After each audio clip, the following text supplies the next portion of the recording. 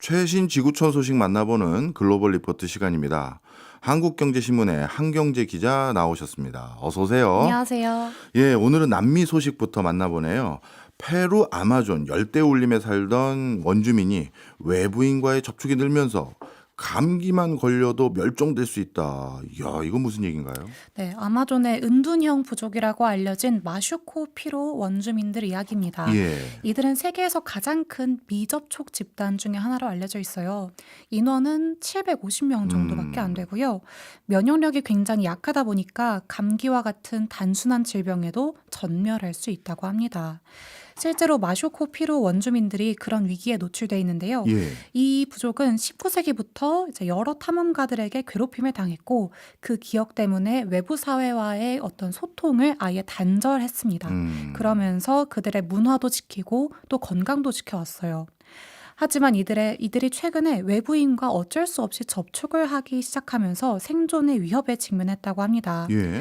이들이 원래 살고 있던 지역이 아니라 다른 원주민 마을인 누에바 오세아니아 주변에서 종종 목격되고 있는데요. 예. 문제는 이 마슈코피로 원주민들이 벌목 허가지 인근에서 관찰되고 있다는 거예요. 아.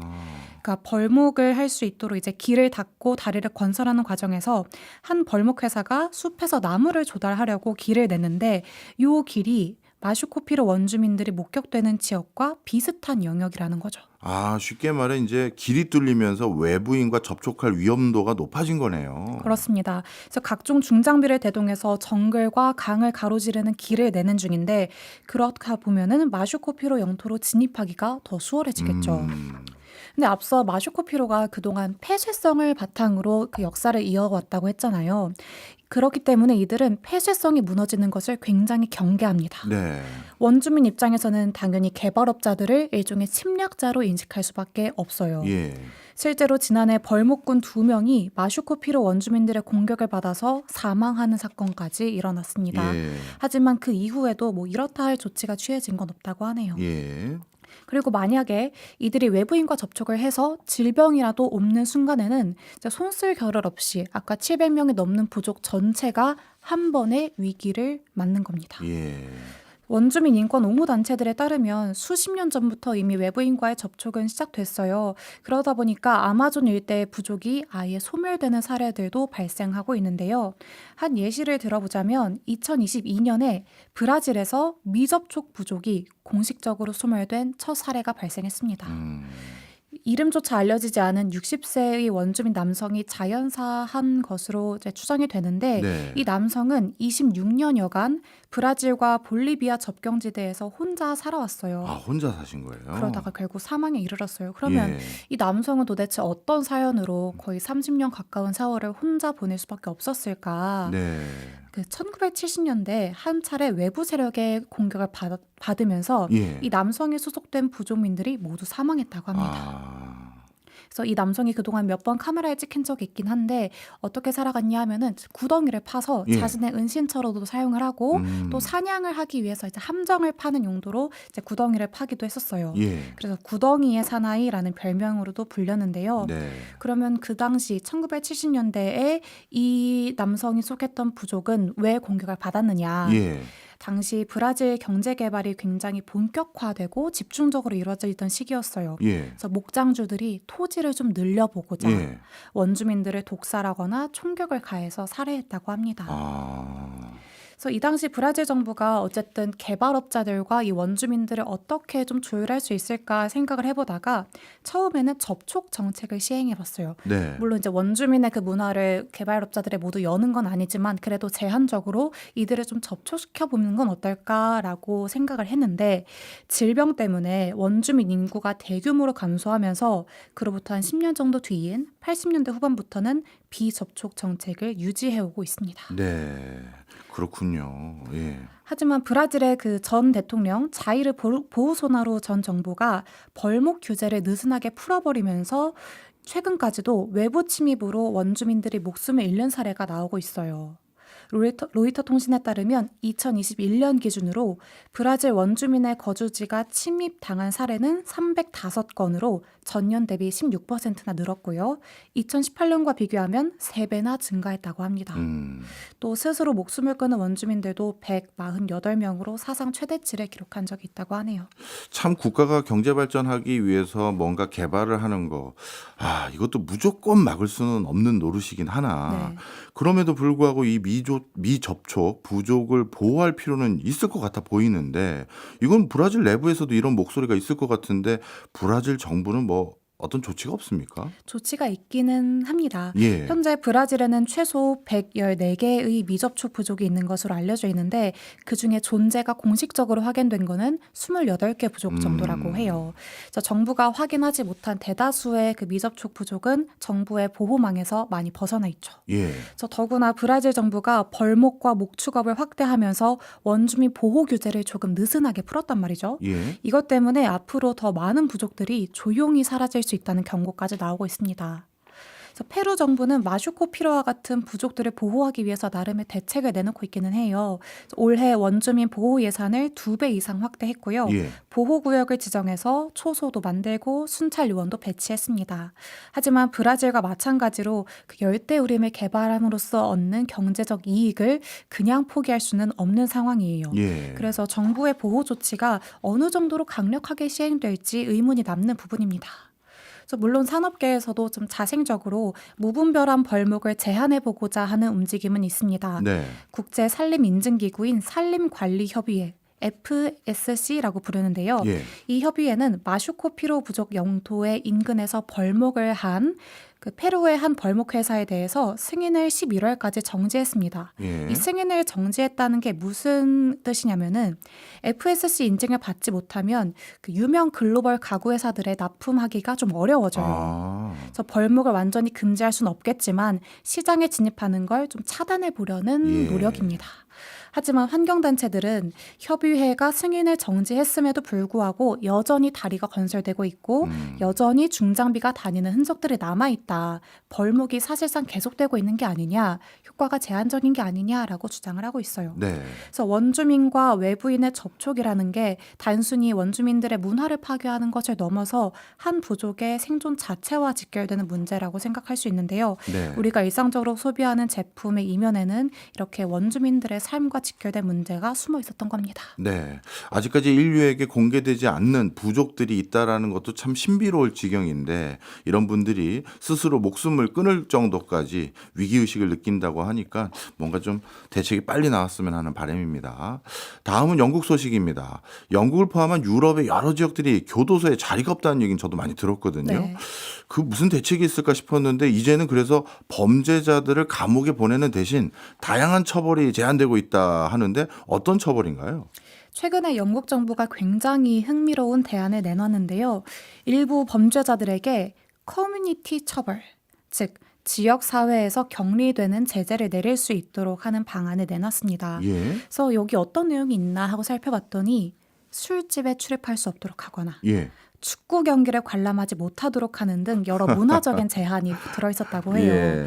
아시다시피 영국인들의 일상에서 그 펍이라고 하는 술집이 굉장히 중요한 공간이잖아요. 네. 그러니까 단순히 뭐 술을 못 마셔서 뭐 고통스러운 게 아니라 밥도 먹고 친구들도 만나는 그런 대표적인 쉼터인데 거기에 출입을 제한당한다라는 건 처벌을 받은 당사자에게는 상당한 불이익이 되지 않을까라고 판단을 한 겁니다. 모르겠습니다. 제가 영국 문화를 잘 몰라서 그런지 모르겠습니다만 이게 불이익인가 하는 생각도 드는 게, 원래 뭔가 잘못한 사람들은 징역을 살게 한다든가 뭔가 이렇게 교도소에 수감을 해야 되는 건데, 그것보다는 이게 엄청 가벼운 형벌 같아 보여서요. 이게 처벌입니까?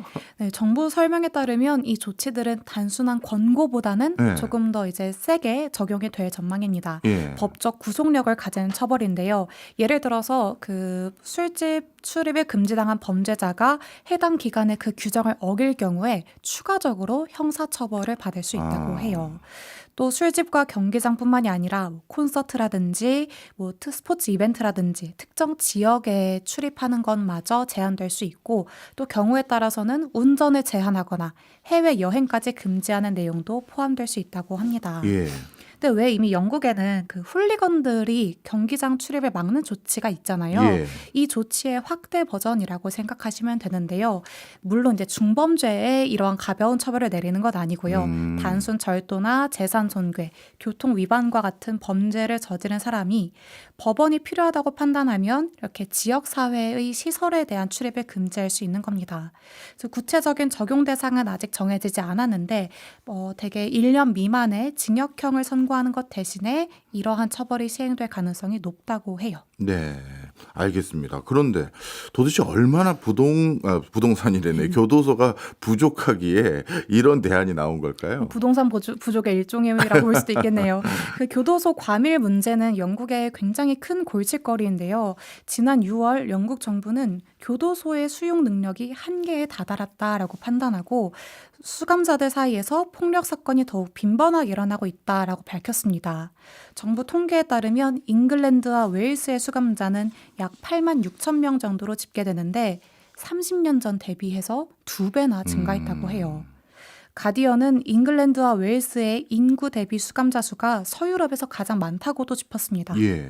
그리고 교도소를 운영하는 데에도 드는 비용을 무시할 수가 없죠. 네. 지난해 기준 수감자 한 명을 구금하는데 우리나라 돈으로 약 1억 원이 든다고 합니다. 많이 드네요.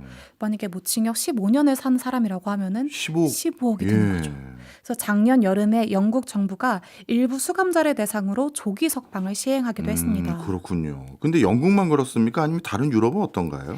유럽 전반적인 문제로 볼 수가 있어요. 영국 이외에 이탈리아 역시 비슷한 고충을 겪고 있는데요. 이탈리아 법무부는 전체 수감자의 약 15%에 해당하는 1만여 명의 수감자를 석방하는 방안을 검토하고 있습니다. 이 사람들을 가택연금이나 보호관찰 조치로 대체하는 거예요.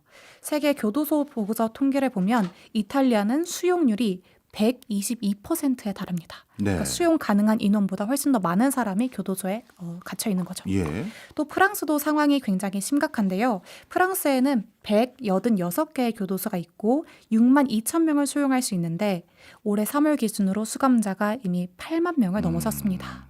반대로 교도관들은 적정 인력 대비 5천 명 정도가 부족하다고 합니다. 게다가 프랑스에서는 단순히 과밀 현상을 넘어서 교도소가 또 다른 범죄 활동의 온상이 되고 있어요. 지난 5월에 프랑스 12개 교도소가 외부에서 공격을 받았습니다. 화염병이 투척되기도 하고 또 총격이 발생하면서 관용 차량까지 불타는 상당히 큰 이슈였는데 이 조사 결과 공격을 누가 했느냐. 예. 수감자 중에 마피아 소속의 수감자가 있었던 거예요. 예. 그래서 그 수감자가 조직한 것으로 밝혀졌습니다. 그래서 프랑스는 이러한 문제에 대응하기 위해서 고위험 수감자를 격리할 교도소를 따로 좀 만들어보자라고 추진을 하고 있습니다. 그래서 남미의 가이아나 밀림 한가운데에 교도소를 예. 짓는 방안도 논의가 되고 있어요. 또 동유럽 국가 중에 수용 공간이 남는 곳들을 임차하는 방안도 검토되고 있습니다. 네, 쭉 설명을 들어보니까 좀 이해는 됩니다. 쉽게 말해 재소자가 교도소 수용 범위를 훌쩍 뛰어넘다 보니까 뭔가 다른 대안을 찾기 시작했는데 그러다 보니 차라리 징역형을 부과하기보다는 다른 처벌을 내려봅시다. 이런 시도들이었네요. 네, 그렇습니다. 그런데 사회적으로 반발은 없을까요? 그러한 처벌이 과연 범죄를 억제하는 효과가 있을 것인가가 가장 중요하잖아요. 그렇죠. 반대 의견도 분명히 존재합니다. 예.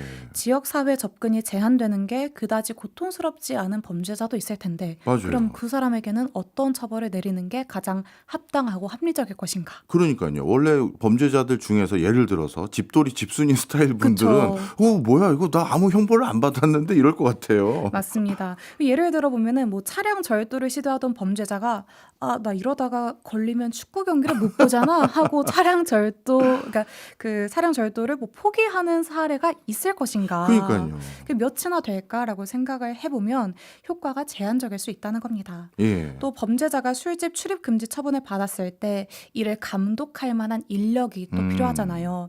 그런데 원래는 보호관찰관이 이 규정을 지키는지 확인하고 이걸 어길 경우에는 다시 법정이나 교도소로 보내야 되는데 이미 영국의 보호관찰관이 관찰 서비스는 인력난에 시달리고 있습니다. 네.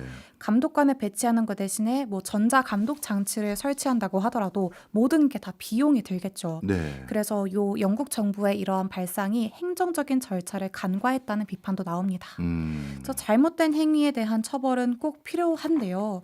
사회 전체를 위해서는 처벌과 함께 교정의 효과를 볼 수 있는 대책이 마련돼야 할 것 같은데 그래야 재범률도 낮아지고 교도소 과밀 문제도 해결될 수가 있겠죠. 네, 진짜 그렇겠네요.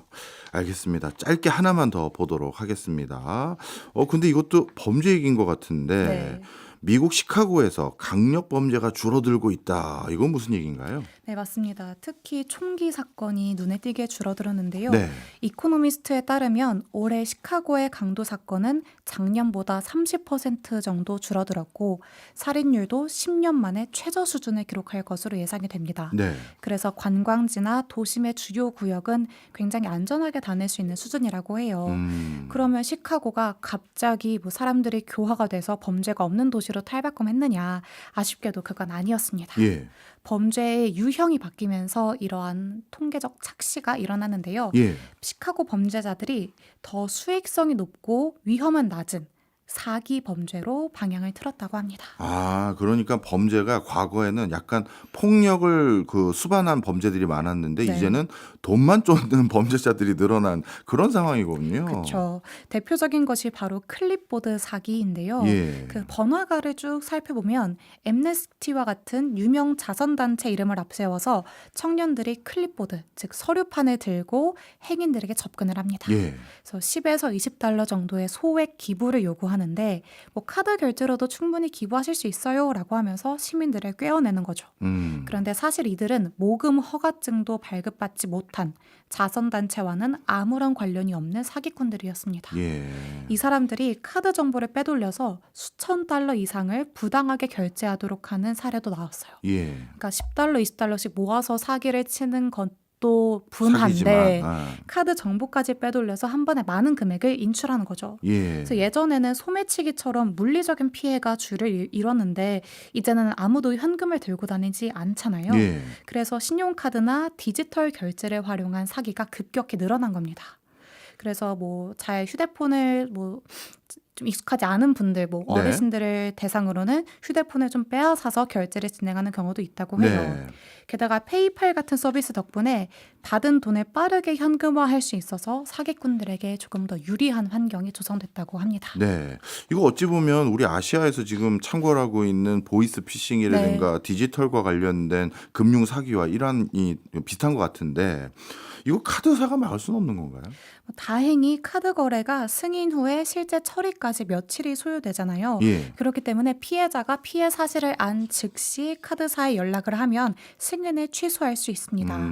다만 이런 클립보드 사기가 워낙에 신생 범죄다 보니까 사기 방지 시스템이 제대로 작동하지 않는다고 해요. 예. 은행이나 카드사에서도 이거 좀 뭔가 의심스러운 결제인데 라고 파악하기까지가 아직은 그 단계에 이르지 못했다는 겁니다. 혹시 전체 이 피해 금액에 대한 통계 이런 것도 나왔을까요? 네, 그 미국 연방거래위원회에 따르면 지난해 이러한 종류의 사기 피해액이 120억 달러 정도로 집계가 되는데 네. 우리나라 돈으로 약 16조 원에 달했습니다. 어유, 벌써 커졌네요. 그리고 그 이전 해 대비로도 20% 정도 증가한 거니까 네. 이러한 사기가 점점 더 확장하면서 많은 피해자들이 나오고 있다라고 볼 수 있는 거죠. 이게 이렇게 그 사기 피해 금액이 급격하게 늘고 있는 게 일단 전에는 없었던 디지털을 기반으로 해서 사기가 늘어난 것도 있지만요. 네. 또 하나는 제가 보니까 요즘은 주변에 이제 전부 이제 선진국들이 초고령 사회가 되다 보니까 나이 드신 분들이 가장 취약하게 이런 게 많이 당하더라고요. 맞습니다.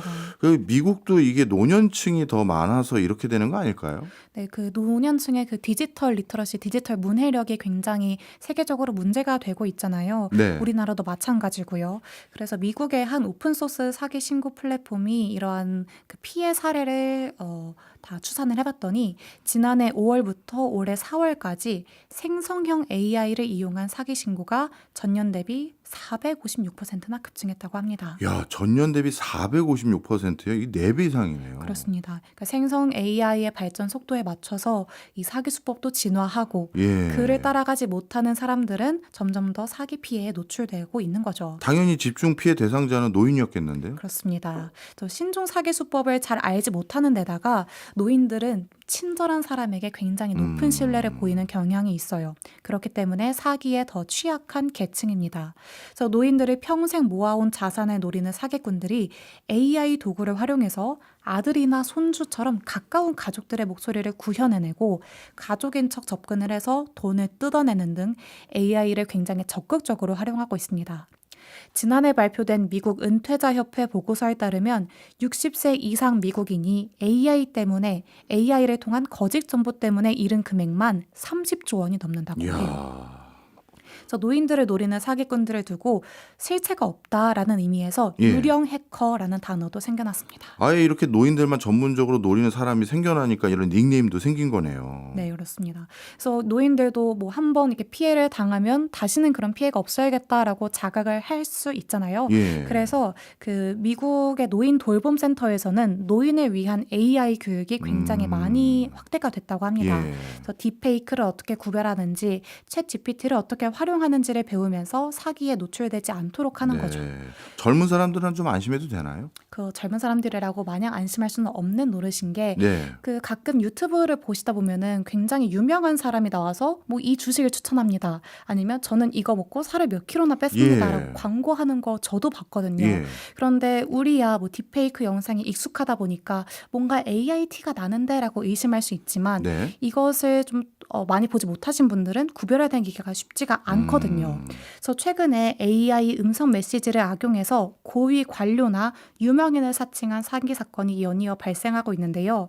아르헨티나의 한 여성이 AI로 제작된 조지 클루니의 가짜 동영상에 속아서 1만 파운드, 약 2천만 원에 달하는 금전 사기를 당하기도 했습니다. 아이고.